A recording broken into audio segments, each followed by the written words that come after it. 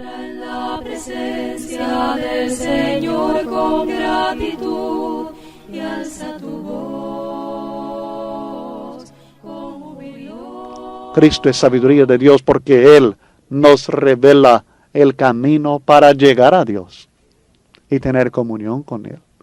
No solamente nos revela lo que es Dios y cómo es Dios y lo que ha hecho Dios, sino que Él nos enseña el camino para llegar a Dios.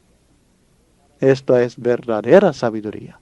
El poder tener comunión con Dios, el tener acceso a Dios.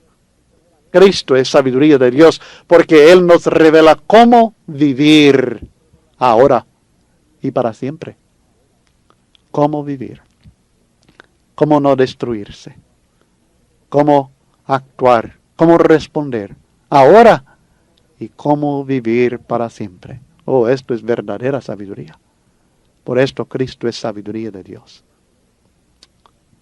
El versículo 25 declara, porque lo insensato de Dios es más sabio que los hombres, y lo débil de Dios es más fuerte que los hombres. La superioridad de la locura de Dios. Lo que ellos consideran insensatez, Cristo crucificado, es superior a la más sublime sabiduría lograda por el hombre natural. Lo que ellos consideran debilidad, el Cristo crucificado, es superior a la fuerza más grande desarrollada por el hombre natural. La verdadera sabiduría se encuentra en el plan divino revelado en el Evangelio, no en el misticismo, ni los secretos antiguos, ni los argumentos lógicos del filósofo. El verdadero poder se encuentra en el Evangelio de Cristo, no en las señales materiales que fascinan al hombre.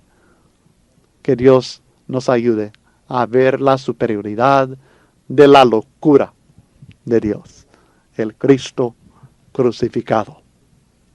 Espero que estudie, repase, comprenda aún más de lo que se le ha declarado en este cassette, que usted comprenda más y más de este hermoso y tan importantísimo mensaje del Cristo crucificado que nos presenta la palabra de la cruz en los versículos 18 al 25 de 1 Corintios capítulo 1, y luego que conteste el examen número 3 sobre 1 Corintios 1, 18 al 25. Si ya contestó las preguntas sobre esa sección, podemos seguir hablando acerca de los recipientes de este mensaje, de esta palabra de la cruz. En los versículos 26 al 31, donde se identifican a estas personas, nosotros, los cristianos, como lo necio, lo débil, lo vil, lo menospreciado. Pues mirad, hermanos, vuestra vocación, que no sois muchos sabios según la carne, ni muchos poderosos, ni muchos nobles, sino que lo necio del mundo escogió Dios para avergonzar a los sabios, y lo débil del mundo escogió Dios para avergonzar a lo fuerte, y lo vil del mundo y lo menospreciado escogió Dios, y lo que no es, para deshacer lo que es, a fin de que nadie se jacte en su presencia. Mas por Él estáis vosotros en Cristo Jesús, el cual nos ha sido hecho por Dios sabiduría, justificación, santificación y redención, para que, como está escrito, el que se gloría, gloríese en el Señor. En esta porción nos sigue enseñando sobre el tema de la superioridad de la locura de Dios. Pero ahora, en vez de enfocar el mensaje, está dando énfasis a aquellos que recibieron este mensaje. Los mismos cristianos en Corinto, juzgados por el criterio del hombre natural, eran lo necio, lo débil, lo vil, lo menospreciado de este mundo. La iglesia en Corinto, como en la mayoría de los lugares, estaba compuesta principalmente de la gente común. De modo que él está atacando la tendencia que ellos ahora estaban manifestando de jactarse. ¿De qué se están jactando? Si ellos hubieran juzgado por el mismo criterio carnal, con el cual juzgaban ahora a Pablo y el sencillo evangelio que él predicaba, se habrían dado cuenta de su propia falta de importancia y de la locura de juzgar así. Esto no significa, por supuesto, que un hombre inteligente nunca va a aceptar el mensaje de la cruz, porque hay hombres inteligentes que aceptan el mensaje de la cruz. Pero lo que significa es que los creyentes no son personas que dan demasiado énfasis a la sabiduría humana, porque la sabiduría humana, es la que les impide creer la base de su salvación. No significa que un hombre poderoso no puede humillarse a los pies del Cristo crucificado, porque sucede. Significa que la mayoría de las personas que tienen poder económico o político no se humilla de esta manera. Pero sucede. Pero la propia importancia y potestad que tienen les impide humillarse para creer. No significa tampoco que un hombre de la clase alta en cuanto a la sociedad no puede llegar a ser uno con pobres y esclavos en el reino de Dios. Pero sí significa que muy pocos lo harán, porque el orgullo natural no se lo permite. Esta realidad en cuanto a la condición natural de la mayoría de los miembros de la iglesia en Corinto y en todo lugar, les debería haber hecho reconocer el error que cometían al exaltar a cierto hombre. No vienen de la exaltación, sino de la humildad. No nos debe sorprender, hermanos, cuando la mayoría de las personas que se convierten no son de los ricos, ni los hombres que tienen poder político, ni de los líderes literarios e intelectuales de una nación. Esto no debe ser pretexto para no hacer todo esfuerzo por anunciar las buenas nuevas a todos los sectores socioeconómicos de un país. Ni debe ser causa de que menospreciemos de alguna manera a un hermano, a una persona, por ser rico, por tener poder político, por ser intelectual.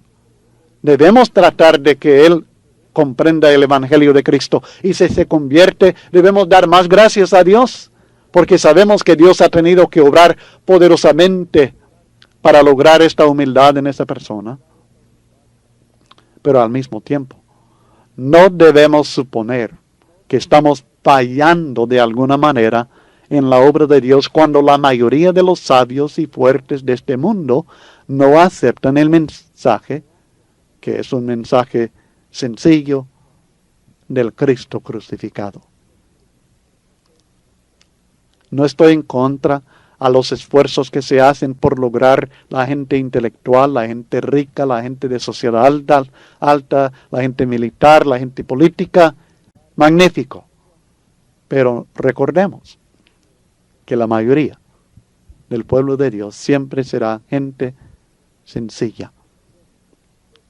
Dios decidió salvar al hombre de esta manera, por una razón, a fin de que nadie se jacte en su presencia. Dios siempre ha obrado así para que el hombre aprenda a confiar en Él, porque la fe en Dios, la confianza y dependencia total es algo que el hombre necesita, le urge, aunque el hombre naturalmente no desea depender de otro, desea ser independiente, pero necesita confiar en Dios. De preferencia, nosotros quisiéramos no depender de ninguno. Quisiéramos estar totalmente independientes, no tener necesidad de nadie. Deseamos dirigir nuestros propios pasos y andar conforme a nuestras propias fuerzas. Pero Dios sabe que el hombre falla y se destruye a sí mismo cuando anda por vista en vez de andar por fe. No es que Dios necesite que confiemos en Él, sino que Él sabe que nosotros necesitamos confiar en Él. También sabe que no lo haremos si creemos que hemos encontrado otra manera de vivir y superar los problemas de la vida. ¿Evidencia? ¿Evidencia de esto? Muchas personas, las personas que creen que han encontrado una manera satisfactoria de vivir, y han superado los problemas de la vida, a esta gente no les llama la atención la religión de Cristo. Esa no es la gente que llega a escuchar el Evangelio, porque creen que están bien. Por esta razón, Dios exige como requisito primordial para acercarnos a su presencia que tengamos fe en Él. Hebreos 11:6. Y para ayudarnos, diseñó el sistema perfecto. Sí, el sistema perfecto para nuestra salvación. El mensaje perfecto para hombres sinceros que reciben el llamado de Dios en la predicación del Cristo crucificado. De esta manera, hace imposible que el hombre se jacte en su presencia. Al escoger a hombres que el mundo considera faltos de sabiduría humana, Dios logró avergonzar a los sabios, es decir, aquellos que el hombre natural considera sabios. Al escoger a hombres que el mundo considera débiles, Dios logró avergonzar a lo fuerte según el criterio del hombre natural. Y así hay otros casos semejantes en la historia del Antiguo Testamento que ilustran el mismo principio que Dios ha usado a través de los siglos. Las plagas en Egipto, el paso del Mar Rojo, los muros de Jericó, la sanidad de la lepra de Naamán, la victoria de Gedeón. Todos estos son casos cuando se manifestó la debilidad del hombre, aún del hombre que Dios estaba rescatando, y en la potestad de Dios. Dios lo hizo todo. Lo único que hicieron los hombres para salir de Egipto era confiar en Dios, seguir las instrucciones de Dios. La victoria sobre Jericó, ¿cómo cayeron esos muros? Por fe. Naamán, de veras, el agua de aquel río Jordán, ¿tiene poder para sanar a los leprosos? No. Él no hizo nada. Dios lo hizo todo. Solo confió en Dios, fue y se zambulló y Dios le limpió. Gedeón tuvo una victoria maravillosa una vez que su ejército era suficientemente pequeño, reducido, para manifestar el poder de Dios. La lección más importante y al mismo tiempo la más difícil para el ser humano es confiar en el Señor completamente y gloriarse solamente en Él. Márquelo. Es importante. Más importante, la lección más importante y al mismo tiempo la más difícil para todo ser humano. Confiar en el Señor completamente y gloriarse solamente en el Señor. A pesar del criterio del mundo, los cristianos en Corinto estaban en Cristo Jesús, por el poder y la obra sabia de Dios. Mas por Él, dice el versículo 30, mas por Él estáis vosotros en Cristo Jesús, el cual nos ha sido hecho por Dios sabiduría, justificación, santificación y redención. Aunque nosotros no somos nada, según el criterio del mundo, Cristo Jesús es nuestra sabiduría, justificación, santificación y redención. 4 palabras muy importantes que estaremos estudiando. Si nosotros nos apartamos de esta justificación que es Cristo para nosotros, nos queda solamente la condenación, que es lo opuesto. Si nosotros rechazamos esta santificación que en Cristo encontramos, nos encontramos de nuevo en la inmundicia del mundo. Si menospreciamos la redención que en Cristo hay, volvemos a la esclavitud. Jesucristo nos ha sido hecho sabiduría. Jesucristo nos ha sido hecho justificación. El hombre humilde reconoce que él no es justo. No lo trata de encubrir ni trata de lograr la justicia por medio de sus buenas obras. Reconoce, como Isaías declara en el capítulo 64 y el versículo 6, que todas nuestras justicias, todas nuestras buenas obras son como trapo de inmundicia en presencia de la gloria y la santidad de Dios. Nos vemos obligados a ser salvos no por obras de justicia que nosotros hubiéramos hecho, sino por la misericordia de Dios. Tito 3 y el versículo 5. No por buenas obras, sino por gracia, para que nadie se gloríe. Efesios 2, 8 al 9. Dios ha excluido la autojustificación, la justificación por sí mismo, para eliminar la autoglorificación, es decir, la glorificación de nosotros mismos. Jesucristo nos ha sido hecho justificación. Es solamente en Él que podemos ser justos. Porque al que no conoció pecado, Dios le hizo pecado, para que nosotros llegásemos a ser justicia de Dios en Él. Justos, inocentes, sin culpa. No lo somos, pero sí lo somos. Así como Cristo no es pecado, ni cometió pecado, pero se hizo pecado. Y cuando Él se hizo pecado, y cuando nosotros confiamos en Él y obedecimos su evangelio, Él por nosotros fue convertido en justificación, justicia, y somos declarados inocentes, como si nunca hubiéramos pecado. Dios lo puso a Él como propiciación por medio de la fe en su sangre para manifestar su justicia, a causa de haber pasado por alto en su paciencia los pecados pasados, con la mira de manifestar en este tiempo su justicia, a fin de que Él sea el justo y el que justifica al que es de la fe de Jesús. Si nosotros confiamos en Jesucristo, Dios nos declara inocentes. Es justo porque en Cristo paga por nuestros pecados y justifica, porque en Cristo nuestros pecados son perdonados. ¿Y dónde pues está la jactancia? Queda excluida. ¿Por cuál ley? ¿Por la de las obras? No, sino por la ley de la fe. Romanos 3:27. Así que no tenemos de qué jactarnos, porque nosotros no somos justos, ni hemos logrado la justicia, sino que Cristo es nuestra justificación. Jesucristo, además, nos ha sido hecho santificación. 1 Corintios 1 y el versículo 30. El cristiano fiel y espiritual reconoce que su santificación es esencial y posible únicamente en Cristo. Sabemos que no podemos santificarnos si confiamos en la carne, porque aunque el espíritu está dispuesto, la carne es débil. Marcos 14:38. El que piense estar firme, mire que no caiga. 1 Corintios 10 y el versículo 12. Porque nosotros nunca vamos a lograr una vida santa, una vida limpia de nuestra propia parte.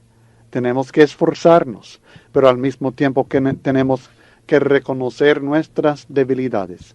Y si decimos que no tenemos pecado, nos engañamos a nosotros mismos y la verdad no está en nosotros. 1 Juan capítulo 1 y el versículo 8.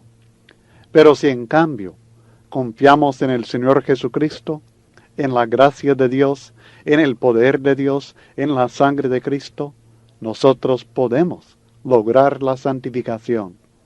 En el mismo texto en 1 Juan, donde él declara que no podemos decir que no tenemos pecado, en el capítulo 2 y los versículos 1 y 2 sigue diciendo: Hijitos míos, estas cosas os escribo para que no pequéis. Y si alguno hubiere pecado, abogado tenemos para con el Padre, a Jesucristo el justo, y Él es la propiciación por nuestros pecados, y no solamente por los nuestros, sino también por los de todo el mundo. De modo que nuestra santidad, el ser limpio en la presencia de Dios, y aun el vivir una vida limpia, depende de Cristo Jesús. Él es quien nos limpia en su sangre. Él es nuestro abogado. Él es nuestra justicia y nuestra santificación. Él nos presentará a sí mismo limpios, sin mancha, en aquel día final, según Efesios capítulo 5, versículos 25 al 27. De modo que, aunque no debemos decir estoy firme, el que piense estar firme, mira que no caiga. 1 Corintios 10, 12, al mismo tiempo no debemos ceder a la tentación, ni tenemos que ceder a la tentación, porque Dios en su gran poder provee para nosotros la salida. El siguiente versículo, el versículo 13, no os ha sobrevenido ninguna tentación que no sea humana, pero fiel es Dios, que no os dejará ser tentados más de lo que podéis resistir, sino que dará también juntamente con la tentación la salida, para que podáis soportar. Debemos encontrar ninguno de los dos extremos, sino el terreno en medio establecido por Dios. Por un extremo encontramos a aquellos que dicen que, bueno, como vamos a pecar de todas maneras, sigamos, confiemos en la gracia de Dios, pero no nos preocupemos por nuestras vidas. Podemos vivir y siempre recibir el perdón de Dios. Y el otro extremo que dice, no, el cristiano no debe pecar, no peca nunca. Nunca comete pecado el cristiano fiel. Estos textos que estamos leyendo, tanto de 1 Juan como de Efesios y 1 Corintios, nos están enseñando que es cierto que el cristiano no es perfecto. Es cierto que no podemos decir nunca peco. Y también es cierto que nosotros tenemos ayuda de parte de Dios. Podemos ser fieles, podemos eliminar la contaminación de la vida, podemos soportar las tentaciones no mediante nuestra carne, sino mediante el poder de Dios. Porque es Dios el que nosotros pone el querer como también el hacer, el cumplir. Nosotros tenemos que esforzarnos. Filipenses capítulo 2, en los versículos 12 al 13. Por tanto, amados míos, como siempre habéis obedecido, que es deseo o decisión nuestra, el obedecer. No como en mi presencia solamente, sino mucho más ahora en mi ausencia, ocupaos en vuestra salvación con temor y temblor. Debemos con reverencia esforzarnos con toda nuestra energía espiritual para lograr la salvación. Y al mismo tiempo reconocer, según el versículo 13, que Dios es el que nosotros produce así el querer como el hacer. El deseo como también el cumplimiento de ese deseo por su buena voluntad. Este es el balance que nosotros necesitamos lograr en cuanto a la enseñanza sobre la santificación. Jesucristo es nuestra santificación. Debemos agradecer esta santificación viviendo conforme al Espíritu, no conforme a la carne. Además, 1 Corintios 1:30 agrega que Jesucristo nos ha sido hecho redención. Sabemos muy bien que un esclavo no puede redimirse a sí mismo. Y nosotros, por haber cometido pecado, esclavos somos del pecado. Juan capítulo 8 y el versículo 34. El Señor Jesucristo es nuestra redención. Él nos redimió por pagar el rescate, porque la paga del pecado es muerte, mas la dádiva de Dios es vida eterna en Cristo Jesús, Señor nuestro. Romanos 6 y el versículo 23. Él pagó por nosotros. Él sufrió la muerte, la paga de nuestros pecados. Él se puso como rescate, como el pago por redimirnos, porque nos libraran de la esclavitud del pecado. 1 Timoteo capítulo 2 y el versículo 6. Él derramó su sangre, ganó su iglesia por medio de la muerte. Hechos capítulo 20 y el versículo 28. Pero el Señor también nos redimió de la práctica del pecado. No sencillamente pagó el rescate por lo que habíamos hecho en el pasado, sino que la redención que Él es para nosotros es también para que nosotros no sigamos practicando el pecado. Como aquí mismo en 1 Corintios capítulo 6 y los versículos 19 al 20. Él exhorta a que huyan de la fornicación y luego dice, ¿o ignoráis que vuestro cuerpo es templo del Espíritu Santo, el cual está en vosotros, el cual tenéis de Dios y que no sois vuestros? Porque habéis sido comprados por precio, y sabemos que ese precio es la sangre de Cristo. Redimidos somos. Glorificad pues, como resultado de ser redimidos, glorificad pues a Dios en vuestro cuerpo y en vuestro espíritu, los cuales son de Dios. Debemos nosotros reconocer que por la gracia de Dios en Cristo, nosotros hemos sido redimidos y ya no debemos nosotros seguir practicando el pecado. Este es el tema en realidad en Romanos capítulo 6, que habla del bautismo ciertamente, pero está argumentando que uno que ha muerto al pecado en el bautismo no debe seguir practicando el pecado. Uno que ha sido librado de la muerte y de la ley por medio de la redención en Cristo, ya no debe practicar el pecado porque no vive bajo la ley, sino bajo la gracia, que aunque éramos esclavos del pecado, fuimos obedientes a aquella forma de doctrina a la cual fuimos entregados y libertados del pecado, venimos a ser siervos de la justicia, practicando la verdad, la santidad, la vida de Dios. Romanos 6, 17 al 18. El Señor nos redimió. Además de todo esto, nos redimió de la muerte. Y esta es la enseñanza que encontramos en Romanos capítulo 8, versículos 21 al 23, y en muchos otros textos del Nuevo Testamento.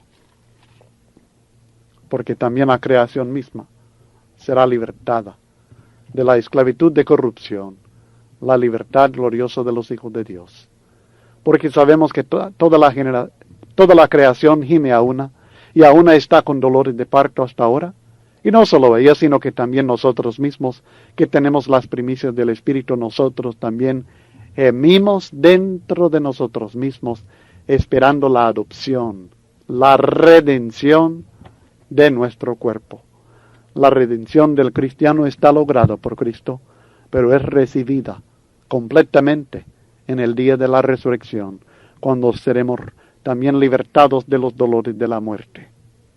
Por tanto, si Jesucristo nos ha sido hecho justificación y santificación y redención, es lógico lo que declara en el versículo 31 de 1 Corintios 1, el que se gloría, gloríese en el Señor.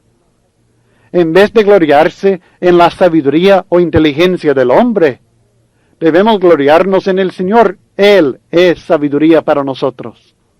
En vez de gloriarse en sus propias buenas obras, debemos gloriarnos en el Señor. Él es nuestra justicia, nuestra buena obra.